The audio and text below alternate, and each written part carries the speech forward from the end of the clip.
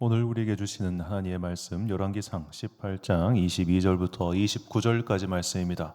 열왕기상 18장 22절부터 29절까지의 말씀. 이제 봉독하겠습니다. 하나님의 말씀 경청하십시오. 엘리야가 백성에게 이르되 여호와의 선지자는 나만 홀로 남았으나 바알의 선지자는 450명이로다. 그런즉 송아지 둘을 우리에게 가져오게 하고 그들은 송아지 한 마리를 택하여 각을 떠서 나무 위에 놓고 불은 붙이지 말며 나도 송아지 한 마리를 잡아 나무 위에 놓고 불은 붙이지 않고 너희는 너희 신의 이름을 부르라. 나는 여호와의 이름을 부르리니 이에 불로 응답하는 신 그가 하나님이니라. 백성이 다 대답하되 그 말이 옳도다 하니라. 엘리야가 바알의 선지자들에게 이르되 너희는 많으니 먼저 송아지 한 마리를 택하여 잡고 너희 신의 이름을 부르라. 그러나 불은 붙이지 말라. 그들이 받은 송아지를 가져다가 잡고 아침부터 낮까지 바알의 이름을 불러 이르되 바알이여 우리에게 응답하소서 하나 아무 소리도 없고 아무 응답하는 자도 없으므로 그들이 그 쌓은 제단 주위에서 뛰놀더라. 정오에 이르러는 엘리야가 그들을 조롱하여 이르되 큰 소리로 부르라. 그는 신인즉 묵상하고 있는지 혹 그가 잠깐 나가는지 혹 그가 길을 행하는지 혹은 그가 잠이 들어서 깨워야 할 것인지 하매 이에 그들이 큰 소리로 부르고 그들의 규례를 따라 피가 흐르기까지 칼과 창으로 그들의 몸을 상하게 하더라. 이같이 하여 정오가 지났고 그들이 미친 듯이 떠들어 저녁 소재 드릴 때까지 이르렀으나 아무 소리도 없고 응답하는 자나 돌아보는 자가 아무도 없더라. 아멘. 우리는 예배를 드린다라는 제목으로 하나님의 말씀 선포하겠습니다. 지난 시간 말씀에 이어서 오늘은 사순절 두 번째 주간의 메시지를 선포하려고 합니다. 지난 주간 예수님께서 하나님 나라를 선포하시면서 하나님 나라가 가까이 왔다라고 하셨습니다. 그리고 나서 예수님께서 하신 그 이후에 바로 이은 행적이 제자들을 부르신 것이었죠. 이 행위를 통해서 우리는 하나님 나라의 첫 번째 사역이 제자의 부르심, 즉 우리를 제자가 되게 하는 것이 하나님 나라의 사역이라는 겁니다. 제자됨이란 무엇인가? 삶의 우선순위가 바뀌는 것이라고 하였죠. 삶의 우선순위가 나에서 예배로 주님께로 향하는 것, 이것이 제자의 삶입니다. 그렇다면 삶의 우선순위에 예배를 둔다는 것이 도대체 무엇인가? 오늘은 그것에 대해서 말씀을 드리고자 합니다. 우리는 예배를 드리는 삶이 어떤 것인가에 대해서 굉장히 아주 심각하게 배울 수 있는 기회가 있었습니다. 바로 얼마 전에 종식된 코로나 사태였죠. 자, 코로나가 국가에서 공식적으로 이제 코로나는 끝났다, 엔데믹이라고 선언한 게 언제냐? 2023년 5월입니다. 2023년 5월. 아직 2년이 만 2년이 안 됐어요. 자, 지난 이제 문재인 정권이 지나고 윤석열 정권 들어서면서 비로소 엔데믹 선언, 1년 후에 엔데믹이 선언된 거니까 참 코로나가 참 아주 징하게도 우리의 삶에서 있었구나라는 걸 다 알 수 있습니다. 자, 2020년 1월 20일 첫 번째 확진자가 발생했고, 그리고 2023년 5월 11일 엔데믹, 그러니까 이제는 감염병이다라고 한 거죠. 이 기간 동안 감염된 사람의 숫자가 3,457만 1,873명입니다. 자, 우리나라 전체 인구 중에 약 70% 이상이 코로나에 한 번씩 다 감염된 것이죠. 제가 볼 땐 이 확진자보다 더 많을 것 같은데 하여튼 그렇습니다. 자, 이 시기를 저는 정말 생생하게 기억합니다. 첫 번째 확진자가 발생하고 막 이런 소문이 들었을 때 제가 이제 서울에서 부목사를 하고 있었고 막 코로나가 1차 대유행 지나고 할 때 저희가 개척했기 때문에 그야말로 코로나와 함께 이 시기를 견뎌온 교회가 또 우리 교회죠. 제가 이 코로나에 대해서 그래서 정말 많은 설교를 했고 아직도 할 말이 많습니다. 자, 이게 우리가 굉장히 정치적인 사태라고 우리는 볼 수밖에 없어요. 나중에 분명히 누군가가 이 세월이 좀 더 지난 이후에 이 코로나 방역과 관련해서 많은 말들을 하게 될 것입니다. 자, 질병관리청에서 발표한 코로나 시기에 자료가 있습니다. 이렇게 퍼졌고 이런 경고가 있었다고 하는 자료가 있어요. 재밌는 건 질병관리청에서 이 자료의 산정 기간은 언제까지였냐? 딱 문재인 정권 때까지입니다. 그 이후에는 안 내놔요. 하여튼 봅시다. 자, 코로나 유행기에 관한 질병관리청 보고서 내용입니다. 제가 이거 그대로 복사한 겁니다. 제1기는 첫 코로나19 확진자 발생 시점부터 대규 건국을 시작으로 전국적 집단 발생이 시작된 1차 유행 시점을 포함하는 기간으로 2020년 1월 20일부터 8월 11일까지다. 자, 이게 신천지발 대유행입니다. 저 신천지발 대유행 저건 제가 쓴 겁니다. 거기에 1기에 저 신천지발 대유행이라는 기록은 없어요. 그런데 2기 보세요. 수도권 종교시설 및 대규모 도심 집회 아예 표시되어 있죠. 성북구 사랑제일교회 관련이라고 아예 표기가 되어 있습니다. 2차 대유행 말이죠. 자, 그리고 3차 보십시오. 교정시설, 병원 및 요양시설, 종교시설. 자, 종교시설은 저렇게 아예 표기를 해놓습니다. IM 선교회, 상주시 비테이지 열방센터 관련 등 전국적 집단 발생이 시작된 3차 유행 시점. 그리고 4기에서부터는 그냥 다 퍼지기 시작하니까 그냥 4차 유행 시점 이렇게 나와 있죠. 자, 좀 시사적인 이야기입니다만 어떤 사람들이 요새 막 교회가 극우화됐다 막 그렇게 얘기를 하는데 저는 그 표현에 동의하지 않습니다. 교회는 극우화된 게 아니라 반민주당화된 겁니다. 저는 특정 정당에 대한 지지를 말하고 싶지 않습니다. 그런데 적어도 교회 목사들이라면 다 알 겁니다. 지난 이 코로나 시기 때 문재인 정권 하에서 교회가 핍박받은 건 분명한 사실입니다. 정말 너무너무 욕을 먹었고 너무너무 공격을 많이 당했습니다. 자, 그때 당시에 영화관도 열렸고요, 식당도 열렸고 다 열렸습니다. 그런데 교회만 이렇게 타격을 많이 받았습니다. 왜 그럴까요? 그때 당시 논리가 뭐였냐면 제가 이 시기를 분명히 기억하고 있다고 했어요. 자, 그때 당시 논리가 뭐였냐면 대중의 논리도 그렇고 뉴스의 논리도 그랬습니다. 저는 시사 프로그램을 그때부터 지금까지 하루도 그러지 않고 보는 사람입니다. 그때 당시 논리가 뭐였냐면 영화, 식당 이런 것들은 생업과 관련된 일이다. 그런데 종교시설은 생업과 관련된 게 아니지 않느냐. 그러니까 너희는 문 닫아도 상관없잖아. 영화, 식당들은 이거 안 열면 그 사람들 굶어 죽는데 그런데도 예배를 드려야 된다고? 저거 목사들의 선동이야. 목사들이 성도들 속여가지고 돈 뜯어내려고 예배 드려야 된다 말하는 거야. 너희들 그런 거에 속으면 안 돼. 이게 뉴스의 중론이었어요.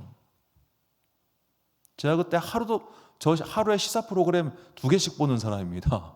뉴스도 읽고요. 매일매일 그런 이야기가 나왔습니다.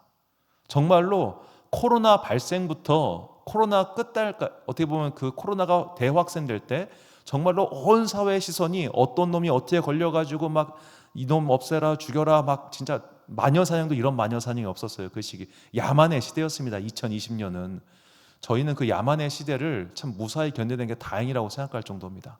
개인정보, 개인신상, 개인의 권리 이런 거 다 무시당하고 그야말로 초법적 기관이 돼가지고 사람 끌어대다 잡아 이게 말이 됩니까? 지금 생각해보면 전 진짜 폭력도 그런 폭력이 없어요.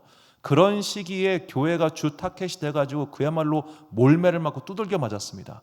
그러다 보니까 이 교회 목사들이 사실 정치에 별로 관심 없는 사람이 대부분이었을 거예요. 그런데 그런 일을 겪었고 그 다음에 이 차별금지법 얘기가 나오면서 그야말로 민주당의 정책에 대해서 불만을 가지고 그것은 아니다라고 말하는 그런 목사들, 그런 교회가 많아진 거지 교회가 극우화가 된 게 아니라고요. 이런 것들을 그 누구도 가서 설명을 하지 않으니까 제가 여기서 볼 때마다 속이 터질 것 같은데 여하튼 그렇습니다. 우리는 딱히 아마 대부분의 교회나 목사들은 정치적으로 극우가 뭔지도 모를 거예요. 관심이 없으니까. 우파 경제정책이 뭔지, 우파의 사회정책이 뭔지 이런 거에 별로 관심도 없습니다. 중요한 거는 저들이 그동안 우리를 너무 많이 때려가지고 우리가 거기에 대한 반감과 분노가 있는 겁니다. 이렇게 두들겨 맞았으니까. 자, 그리고 이 코로나 시기에 각 가정마다 이제 넷플릭스 구독자가 엄청나게 많아졌습니다. 그런데 제가 일전에도 말씀드렸다시피 넷플릭스는 아무래도 글로벌 정책을 피는 그 미국에서 시작된 회사다 보니까 그 안에 LGBTQ라든지 PC주의 그런 정치적 올바름 그런 걸 말하는 콘텐츠가 압도적으로 많아요. 그래서 우리나라 드라마에서도 그걸 제작을 할 때 그렇게 서구권에 그런 걸로 어필할 수 있는 요소들을 집어넣습니다. 대표적으로 오징어 게임 안에 목사지요. 자, 오징어 게임 2에 보면은 목사가 등장하지 않고 무당인이 등장합니다. 무당이 등장하니까 지난번에 목사보다는 이게 공감대가 확 줄어든 거예요. 그래서 재미없다는 평이 나오는 겁니다. 지난번에 원에 나왔던 목사는 그야말로 또라이거든요. 그런데 2회 나왔던 무당은 도대체 이 서구 사람들에게는 뭐요? 저 이해를 못 하겠는 거죠. 자, 그렇게 서구 사람들, 특히 미국 사람들이 이해할 수 있는 요소를 열려다 보니까 아무래도 안티 기독교적인 요소를 넣는 게 제일 이해하기 쉽잖아요. 더글로리, 목사 딸이 마약하고 목사가 탈세하고 그래서 감옥 가는 그거 다 나옵니다.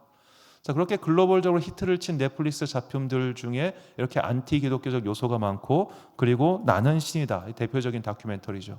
그야말로 저는 이거 잘 만들었다고 생각하는 사람입니다. 기본적으로 JMS라고 하는 이 나쁜 집단에 대해서 아주 잘 소개한 좋은 작품이라고 생각은 하는데, 문제는 이것을 봤던 사람들이 이런 이단, 사이비, 기타 등등과 이런 소위 말해 그냥 어떻게 보면 정통교회를 구분하지 못하다 보니 이 코로나 시기를 지나고, 그리고 넷플릭스 안에 있는 이런 안티기독교적인 요소가 우리 문화 전반에 퍼지면서 어떤 시선이 생겼냐? 오늘날 교회하고 나는 예배를 드려야겠다라고 결정하고 예배를 가기 위해서 여러 가지 애쓰고 노력하는 사람들을 비하하는 문화가 널리 퍼졌다는 겁니다. 그들을 이상하게 쳐다보는 논리가 퍼졌다는 겁니다. 이제 사람들에게는 더 이상 주일 성수라는 말이 이상하게 들릴 겁니다. 주일, 즉 일요일에 교회에 출석하여 예배를 드리며 거룩하게 보낸다는 주일 성수, 이날을 성스럽게 지킨다는 말이 이제는 사람들에게 이상하게 여길 겁니다. 왜 교회가 예배 드려야 돼? 그냥 온라인 예배 드리면 되는 거 아니야? 집에서 편하게 그냥 반바지 입고 슬리퍼 신고 그냥 편하게 예배 보면 되는 거지 뭘 굳이 교회를 가야 돼? 이렇게 말할 겁니다. 저는 온라인 예배를 반대하는 사람이 아닙니다. 저는 온라인 예배에 어떻게 보면 특혜를 받은 사람이고 그것의 유용성을 믿고 있는 사람입니다. 하지만 제가 처음 설교 때도 분명히 말씀드렸지만 온라인 예배는 초보자용이 아니에요. 온라인 예배는 상급자용입니다. 내가 그 시간에 그 50분 내지 1시간 동안 집중해서 집에서도 집중해서 예배를 드릴 수 있는 예배의 준비가 된 사람이 드릴 수 있는 게 온라인 예배지, 뭐 준비도 안 돼 있어요, 그냥 아무런 마음도 없어, 그런 사람은 현장 와가지고 어찌 보면 상호간의 관심 속에서 권면 속에서 예배의 훈련을 받아야 되는 건다는 겁니다. 그래서 예배의 초보자일수록 아직 믿음이 약한 사람일수록 현장에 와서 예배를 드려야 되고, 예배가 강한 사람, 믿음이 굳건히 선 사람, 예배자의 자세가 된 사람들이 온라인 예배를 드리는 거예요. 그래서 온라인 예배는 상급자용인 겁니다. 자, 오늘도 현장에 나와서 이렇게 예배를 드려야 되는데, 이런 사회적 코로나라고 하는 시기, 그리고 사회적 문화 시기를 지나면서 우리는 더 이상 예배를 드린다는 것의 중요함에 대해 잊어버리고 말았습니다. 자, 우리 교회 표어가 예배가 삶이 되는 교회입니다. 우리는 코로나 시기에 개척한 교회이기 때문에 이거 지키려고 지금까지 발버둥을 쳐왔습니다. 저는 심지어 제가 코로나 걸렸을 때 교회 안에서 격리했습니다. 어차피 사람도 없는데 혼자서 여기서라도 어쩌는 새벽기도, 새벽재단, 수요일, 금요일 지키려고 정말 발버둥 쳐왔습니다. 제가 잘났다고 말씀드리는 게 아닙니다. 이게 성도의 본이기 때문입니다. 우리는 예배를 지키는 사람들입니다. 우리는 그 시간에 그곳에 나와서 예배를 드리기 위해 최선을 다하는 사람들입니다. 내가 만약 그 시간에 그곳에 예배를 드릴 수 없는 상황이라면 그때 온라인 예배를 택하는 사람들이에요. 온라인 예배는 예배의 대체품이지 예배의 진품이 아닙니다. 이거 드렸으니까 끝이 아니라 내가 현장에 나올 수 있는 분명한 상황이라면은 여러 가지 유혹을 이기고 현장 나와서 예배를 드려야 되는 거예요. 내가 아직 교회를 못 정했어요. 내가 아직 방황하는 중이에요. 전에 있던 교회가 여러 가지 일들로 인해서 떠났어요. 아직 정화를 못했어. 그러면 아무데나 가까운 데 가세요. 일단 가서 예배를 드려야 되는 거예요. 현장에 가서 내 몸을 쳐서 복종하는 마음으로, 그 예배 시간에 순종하는 마음으로 하나님 앞에 나와야 되는 겁니다. 이것이 예배자의 자세입니다. 이것이 많이 흐트러져 있기 때문에 우리가 오늘 예배를 드린다는 것이 과연 무엇인가, 이걸 다시 한번 생각해 봐야 됩니다. 오늘 본문은 그야말로 예배를 드리는 것이 어떤 것인가, 어떻게 예배를 드려야 바른 예배인가를 참 깨닫게 해주는 성경의 좋은 일화입니다. 다들 알고 있는 유명한 이야기지만 간단히 말씀드리겠습니다. 북이스라엘에 아합이라는 왕이 있었습니다. 그 왕이 그의 부인 이세벨 때문에 이제 바알과 아세라를 섬기는 우상 숭배 문화가 그 나라에 들어왔습니다. 자, 그러자 하나님의 사람 엘리야가 나타나서 그에게 경고합니다. 당신이 이렇게 죄를 지었기 때문에 당신이 다스리는 나라에 기근이 있을 것이요, 가뭄이 올 것이요. 그리고 이제 엘리야의 말처럼 그때 그 나라에 가뭄이 시작되었습니다. 온 나라가 가뭄으로 인해 고통받고 있고 있는 그때에 다시 엘리야가 아합 왕 앞에 나타납니다. 이제 당신이 섬기는 바알과 아세라의 선지자들을 불러 모으시고 바알과 아세라가 진짜 신인지, 내가 섬기는 여호와 하나님이 진짜 신인지 우리 한번 진위를 가려봅시다 해서 갈멜산에서 엘리야와 그리고 바알과 아세라를 섬기는 사람들이 이렇게 맞붙게 됩니다. 자, 그때 엘리야가 그들 앞에 말합니다. 열왕기상 18장 21절, 엘리야가 모든 백성에게 가까이 나아가 이르되 너희가 어느 때까지 둘 사이에서 머뭇머뭇하려느냐?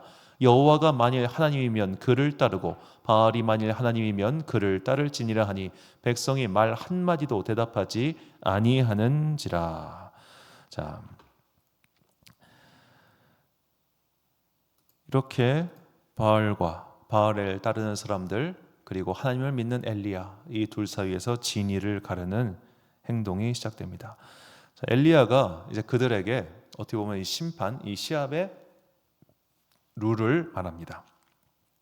23절과 24절 보니까 그런즉 송아지 둘을 우리에게 가져오게 하고 그들은 송아지 한 마리를 택하여 각을 떠서 나무 위에 놓고 불은 붙이지 말며 나도 송아지 한 마리를 잡아 나무 위에 놓고 불은 붙이지 않고 너희는 너희 신의 이름을 부르라. 나는 여호와의 이름을 부르리니 이에 불로 응답하는 신 그가 하나님이니라. 백성이 다 대답하되 그 말이 옳도다 하니라. 아멘. 자, 여기서 이제 방식을 정했죠. 각자 제사를 드려보자. 그리고 이제 소를 제단 위에 올려놓고 그 위에 불이 떨어지게 하소서라고 구해보자.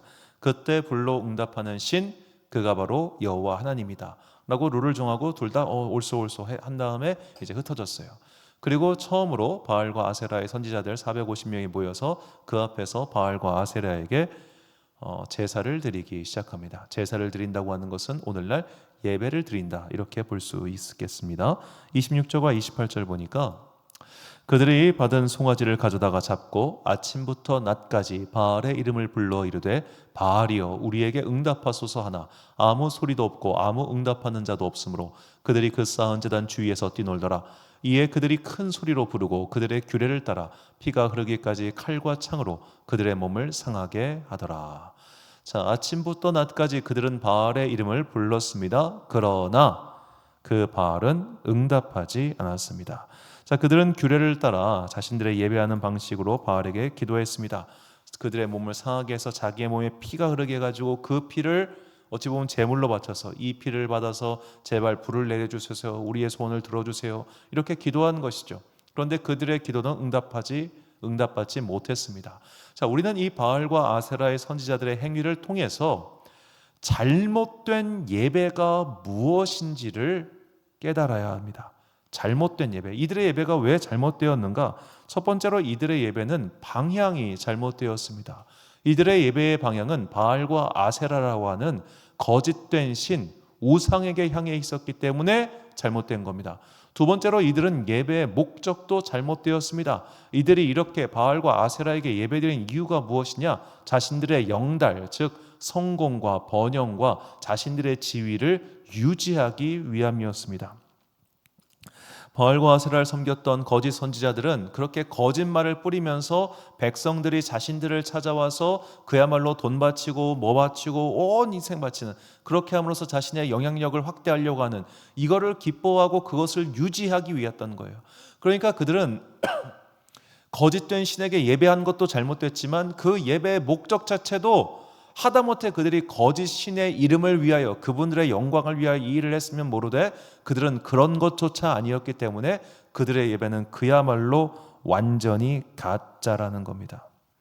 이렇게 방향이 잘못됐고 목적도 잘못되었기 때문에 그들의 예배는 전혀 응답받을 수가 없었던 것이죠.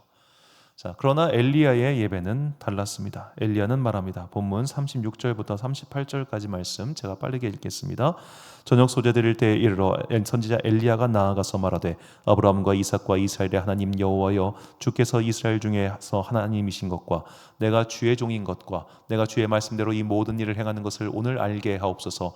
여호와여, 내게 응답하옵소서. 내게 응답하옵소서. 이 백성에게 주 여호와는 하나님이신 것과 주는 그들의 마음을 되돌이키심을 알게 하옵소서 하매, 이에 여호와의 불이 내려서 번제물과 나무와 돌과 흙을 태우고 또 도랑의 물을 핥은지라. 아멘.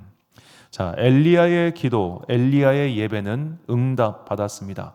그가 응답받았던 이유는 명확합니다. 그의 예배의 방향이 하나님께 있었고 예배의 목적이 하나님의 영광에 있었기 때문이죠. 그가 이렇게 예배를 드리고 그가 기도한 것은 주님, 내가 성공하게 해주세요, 내가 주님 잘 믿게 해주세요, 이게 아니라 지금 저들이 하나님을 믿고 있지 않으니 저들에게 하나님의 영광을 보여주사 저들로 하여금 주님께 회개하고 돌아오게 하옵소서. 그래야 당신의 이름을 높이게 하옵소서. 이렇게 그의 예배의 방향과 목적이 달랐기 때문에 그의 기도는 응답받았던 것이고 그의 예배는 기쁨의 예배가 된 것입니다. 이것이 오늘 우리가 우리의 예배를 돌아봐야 하는 기준입니다. 나는 예배의 방향과 목적이 과연 바릅니까? 나는 어떤 이유로 지금 예배를 드리고 있습니까? 예배의 방향이 잘못된 사람이 있습니다. 그 예배의 주인공이 내가 되어야 하는 사람입니다. 그런 사람 진짜 있습니다. 내 마이크는 커야 합니다. 내 자리는 중앙이어야 합니다. 내가 한 봉사는 반드시 주보에 나와야 합니다. 그런 사람들은 예배의 방향과 목적이 완전히 잘못된 분들이죠. 비록 그래요, 제가 그분의 신앙과 그분의 구원받은 것까지는 제가 알 수도 없고 언급하는 것도 실례입니다만, 확실한 것은 그분은 자신을 돌아봐야 됩니다. 우리 교회 교인 말하는 거 아닙니다. 제가 옛날에 알고 있던 어떤 분을 이야기하는 겁니다. 그런 분들을 상당히 많이 봤습니다. 어느 교회나 다 있더군요. 내가 드러나야 되는 사람들, 나의 봉사와 헌신은 반드시 기억되어야 하는 사람들, 박수받고 갈채받고 스포트라이트를 받는 자리에 있어야 하는 사람들, 그런 사람들은 예배가 자신을 돋보이게 하기 위한 수단일 뿐 내가 예배를 위한 도구가 될 생각이 요만큼도 없는 사람들입니다. 또한 성도들 가운데도 그런 사람들 많습니다.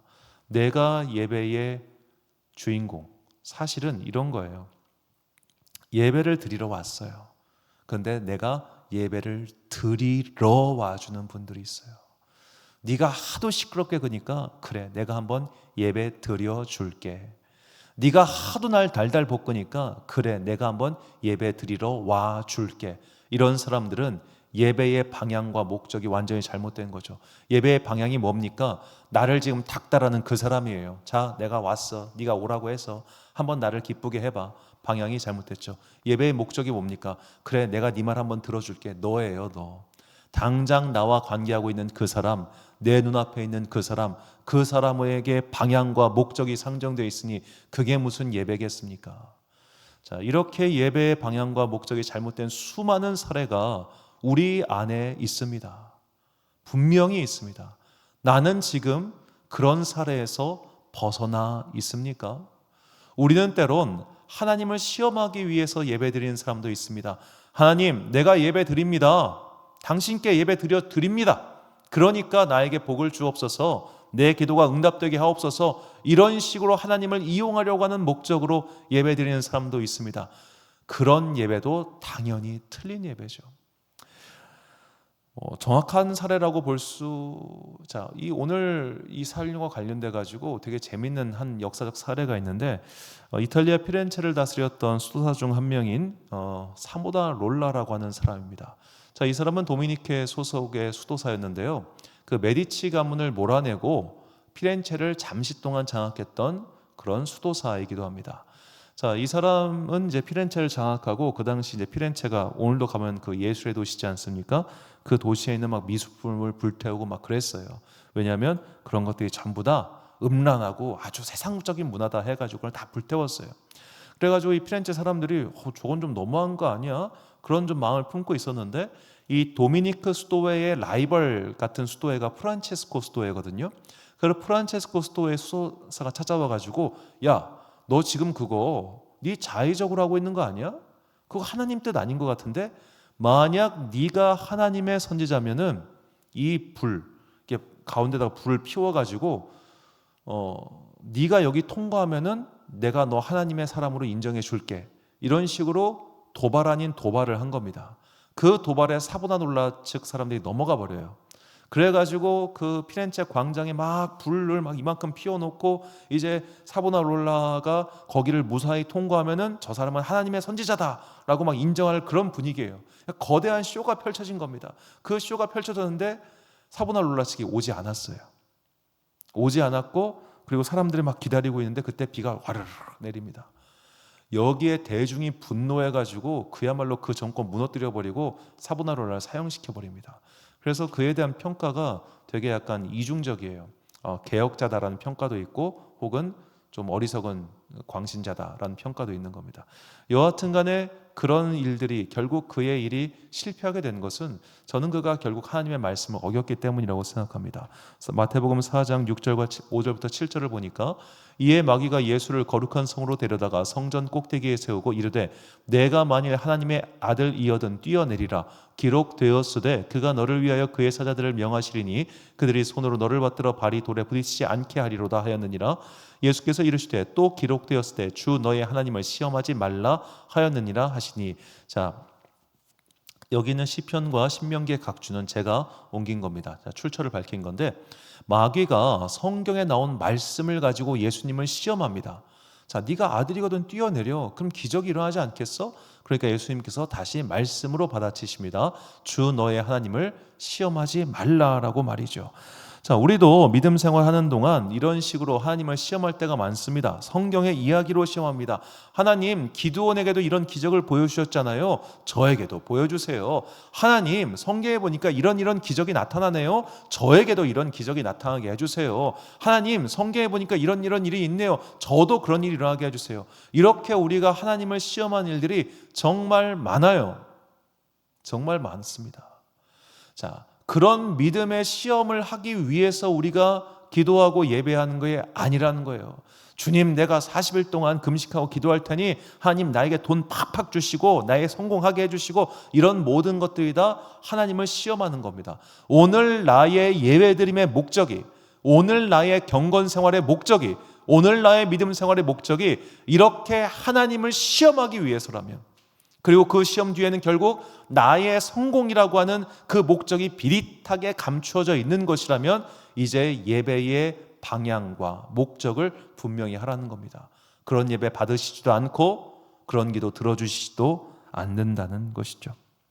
그렇다면 성경 안에서 이렇게 바른 예배의 모습, 우리가 모델로 삼을 만한 그 예배의 모습을 보여준 사례가 무엇인가 곰곰이 생각해 보니까 다윗이 바로 그런 예배자였습니다. 사무엘하 6장 13절부터 16절까지 말씀을 보겠습니다. 여호와의 궤를 맨 사람들이 6걸음을 가매 다윗이 소와 살진 송아지를 제사로 드리고 다윗이 여호와 앞에서 힘을 다하여 춤을 추는데 그때 다윗이 배에 에봇을 입었더라. 다윗과 온 이스라엘 족속이 즐거이 환호하며 나팔을 불고 여호와의 궤를 메어 오니라. 여호와의 궤가 다윗 성으로 들어올 때에 사울의 딸 미갈이 창으로 내려보다가 다윗 왕이 여호와 앞에서 뛰놀며 춤추는 것을 보고 심중에 그를 업신 여기니라. 자, 다윗이 하나님의 언약궤가 예루살렘 성으로 들어오는 것을 보고 기뻐서 춤을 춥니다. 그런데 그 춤추는 모습을 본 미갈이 그를 업신 여기게 되죠. 왕이 채신머리 없게 저게 뭐 하는 거야? 라는 겁니다.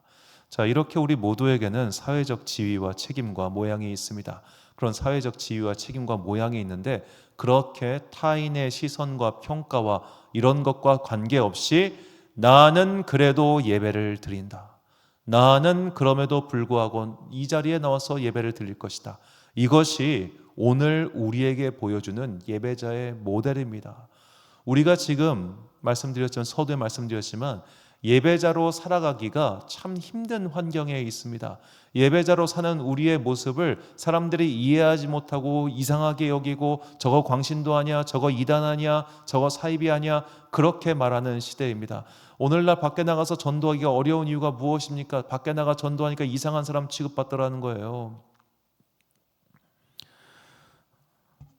학교 앞에서 전도하다 경찰 신고받고 밖에 나가서 전도하는 건 다 이단 사이비로 취급당하는 그런 시대와 문화 속에서 우리가 살고 있습니다. 그러다 보니까 아니 굳이 교회 가야 돼? 굳이 거기 가서 예배 드려야 돼? 굳이 그렇게까지 해야 돼? 이런 말들을 많이 듣잖아요. 그때 당시 코로나 때 댓글 달린 거 보십시오. 굳이 저렇게 해야 돼? 저거 미친 애들이야. 저거 목사 말에 속는 거야. 목사가 돈이 없으니까 와서 헌금하라고 하려고 다 저 속고 있는 거야. 종교인들은 인민의 아편 같은 놈들이야. 이런 말들이 얼마나 많이 달려있는지 아십니까?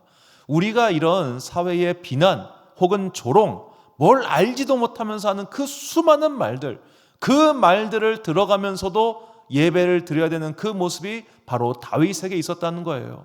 다윗에게 얼마나 많은 압력이 있었겠습니까? 다윗에게 얼마나 많은 신하들이 반대를 했겠습니까? 기록에 나와 있지 않지만 임금님 우리가 이렇게까지 해야 됩니까? 이 과정에서 사실 한 번의 실패가 있었어요. 이미 한 번의 실패가 있었고 어려움이 있었단 말이죠. 그런저런 일들이 있는데 굳이 우리가 그렇게 해야 돼요? 그냥 오베데돔 집에다가 언약궤 두고 있으면 안 됩니까? 그냥 거기에 있어도 우리 지금까지 별 문제 없었잖아요. 이런 말들 얼마나 많았겠어요.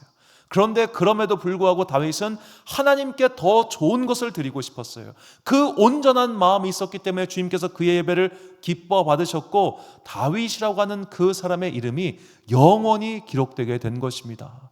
이것이 하나님께서 온전한 예배를 드리는 자에게 주시는 은혜와 복입니다. 오늘 나의 삶의 방향과 목적이 오직 하나님께 있기 때문에 누가 뭐라고 하든 누가 방해를 하든 나는 예배를 생명과 같이 지키겠다라고 결단하고 실행하는 그런 사람들 통해서 하나님께서는 영광 받으시고 그의 나라를 확장해 가시며 그런 하나님의 도구로 쓰임받은 사람들에게 하늘의 신령한 복과 은혜를 내려주십니다.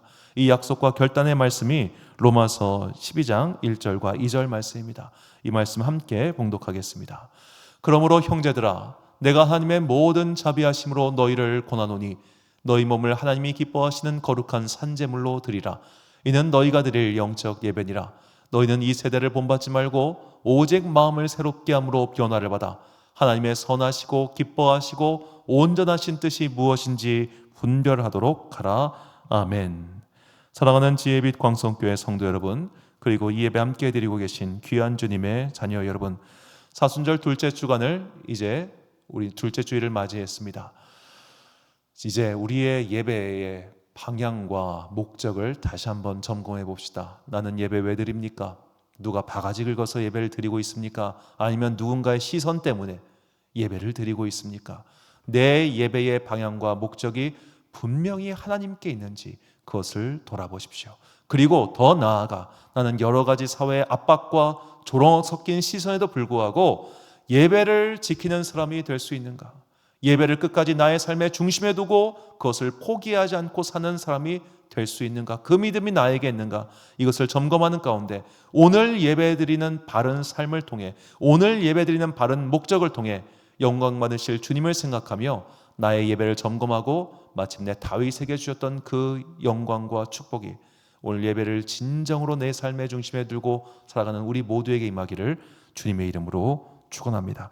우리 함께 결단 찬양 우리를 사용하소서 부르신 후에 기도와 축도로 예배를 마치겠습니다.